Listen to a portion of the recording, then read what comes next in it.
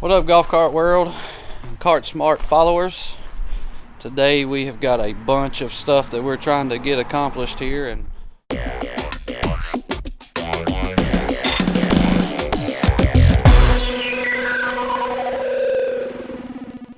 so when we got this cart in, it was making like a really terrible grinding noise in the rear of the golf cart. So naturally you would think that we have a rear end problem here.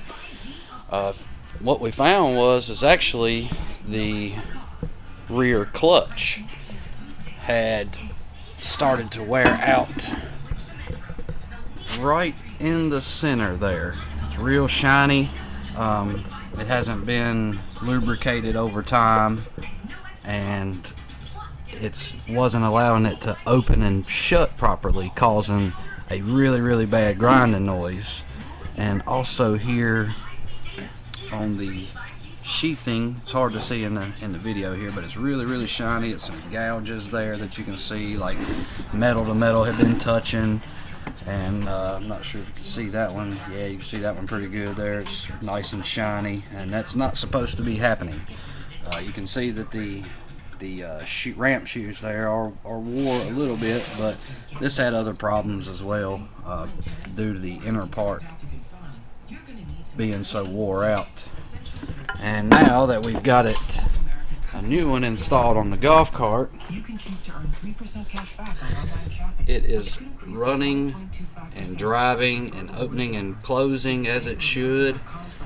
It's got a lot more pulling power now, and yeah, that's one of the things that when you're doing your yearly maintenance, just to check over and make sure that you don't see any wear and tear going on with your drive system, and just keep a good check on your cart. Got a couple of things. We're doing lift kits on this Cushman here. It's going to be a pretty unique job because you don't see very many Cushmans, at least in our area anyway, but they're starting to come around more and more. We got a whole line of stuff that we got to get done and repaired. We got a couple old school setups in this golf cart here that we are going to be upgrading. It's going to be a little hard to see, it's dark in this building, but this is an old resistor model club car, and we're going to be changing it over to solid state here soon. This club car Precedent with this cool looking enclosure on it, it's got an M-Core throttle position sensor issue that we're going to be repairing soon. Yeah, we got a couple of motor jobs to do, build them, get them back in the cart, and get the customer gone. We're all kinds of busy around here, and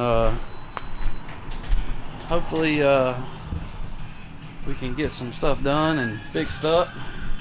We got a EZGO here that's the 4-cycle model, and it's got some kind of grounding gremlin that we're trying to fix daily. 12-inch wheels, but they're still cool. What we have found is the problem is in this steering rack. Well, it's not a rack, it's just a box now. That box there is having some problems. I can't actually reach up and turn the steering wheel, but all this whole bottom area right here is just gone, wore out. I mean, it is an old model club car, of course, but what we're going to do is we're going to change it to the new style.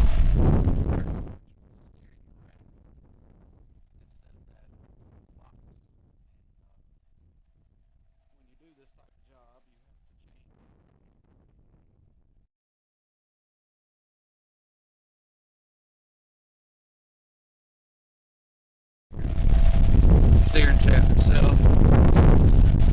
The only thing I don't think you actually have to change is your spindles and steering linkages, all that good stuff. It's all the same, but I'm going to have to remove the tie rod end here from this one where we pulled it off the old golf cart. But that's what our plan is to do, is to show you guys that it is possible to older model club cars.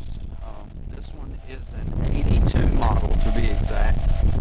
So yeah, we're gonna fill you in with a video on how to get this done. It does take some time. You may have to do a little drilling. Really not sure on that just yet, but when we get into it, we'll show you along the way of what we're having to do to make this happen. Okay, so when you're trying to replace the old steering system with a new one,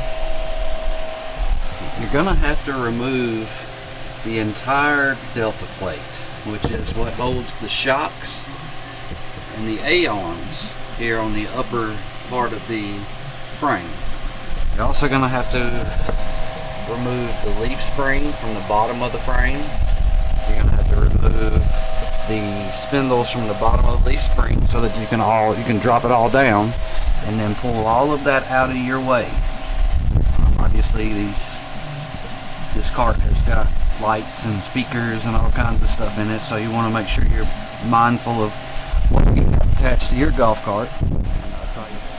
Alright guys, so now we've got our new delta plate put in there, and also the steering rack bolted up here. You have to change that delta plate because it's got that piece of metal that comes down and then zigzags back down here, so that way the rack itself can be bolted to it there.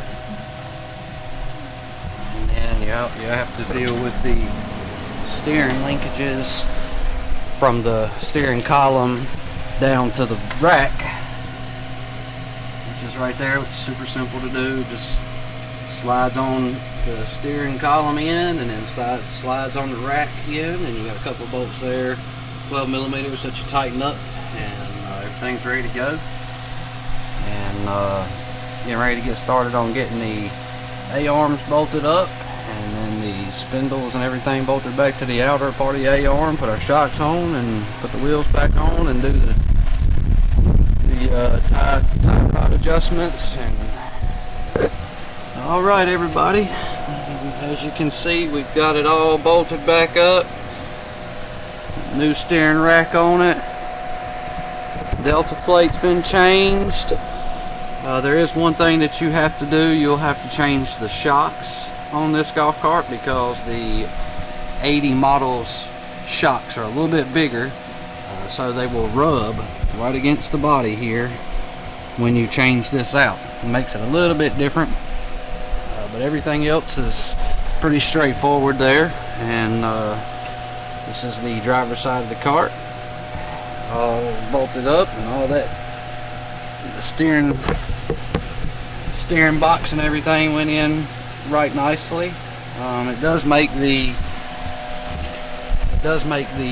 steering column a little bit longer. I'm assuming that the steering shaft is a little bit shorter on your older models, but we got it all back together. Wheels on it, turns good.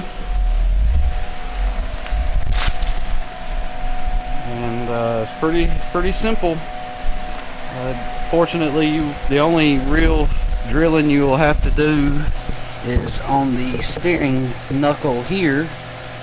You'll have to drill up here for this top bolt to be able to run that bolt all the way across and bolt it down. So just keep that in mind when you're attempting to do this job.